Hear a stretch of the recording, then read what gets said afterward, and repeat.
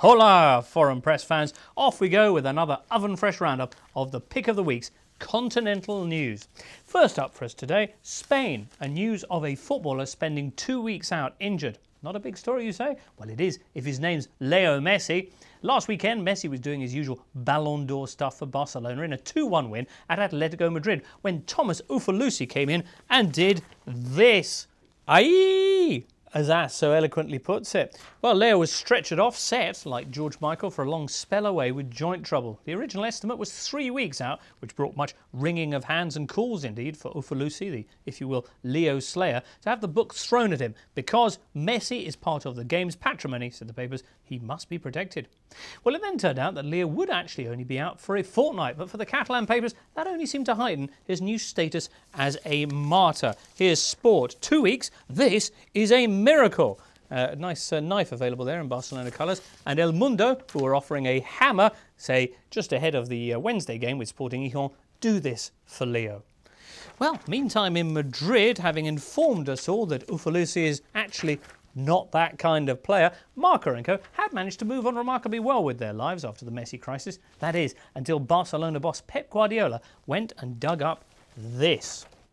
It is, Milad, the front page of Marca from April of this year, just before, indeed, Real Madrid last met Barcelona in the league, in which the Real Madrid supporting newspaper's editor quite clearly says Messi must be stopped, whether by fair means or by foul, to quote, lo civil o lo criminal.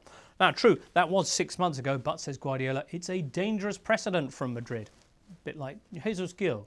Oh, no, not that kind of precedent. Anyway, reaction this week from Marca was swift and furious. How dare he, blasted back the newspaper's editor. Guardiola has hung a target on me, as those fascists always do. And if something happens to me now, you'll know who's responsible. Wow, those pesky Catalans, eh? Still repressing the freedom-loving Madrileños, even after all these years. Well, anyway, with Barca so far surviving without Leo pretty well, let's move on. And next up, it's France. You've got to love the French press. What, for example, is this? Alain Delon, perhaps, in a 60s flick about a flick with a past that's as dirty as his red-haired girlfriend. And they have wild, passionate, no, hang on, it's just L'Équipe saying Lyon manager Claude Puel is up a gum tree. Quite a story, this, and quite a cover too, beats the Racing Post. Anyway, Lyon, of course, the team that not so long ago were notching up 7 French titles in a row, but who now, under Claude Puel, are in real trouble, down in 17th place, indeed, in Ligue 1 after 6 games. Says L'Équipe, the erstwhile champions could give Puel the push this weekend if they lose their next game, the derby with Saint-Etienne. Still, should be all right for that. There's only 3 of them, and 1 to go.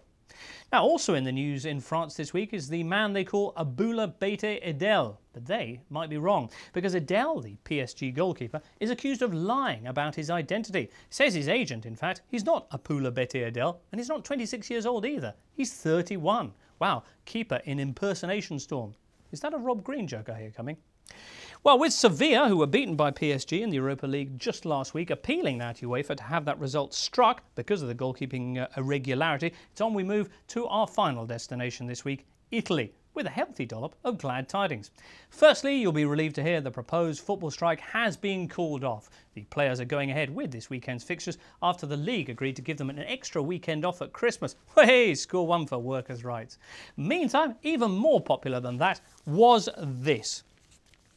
Remember Moreno, he's been arrested for drug smuggling. Yes, Byron Moreno, the Ecuadorian referee who most Italians blame for knocking their country out of the 2002 World Cup with some bewildering decisions in host nation South Korea's favour. The Gazzetta reminds their readers, this man invented a penalty, disallowed a valid Italian goal and sent off Francesco Totti, wrongly, all in the space of 1 game. Admittedly, nothing was ever proved against him, but the referee was soon struck off FIFA's list and began to go round with fast cars and fancy clothing. Well, now though, 8 years on, he's been arrested at JFK Airport in the States with 6 kilos of heroin down his pants. So he finally did get that smack on his bottom. The Gazzetta, though, is 8 years later in a forgiving mood. Wow, the last decade of cursing has finally paid off, they say. Revenge is a dish best served cold. This is a wedding banquet. Disturbing business all in all, and one that raises many questions, not least of which is, how exactly do you walk around with 6 kilos in your jockeys?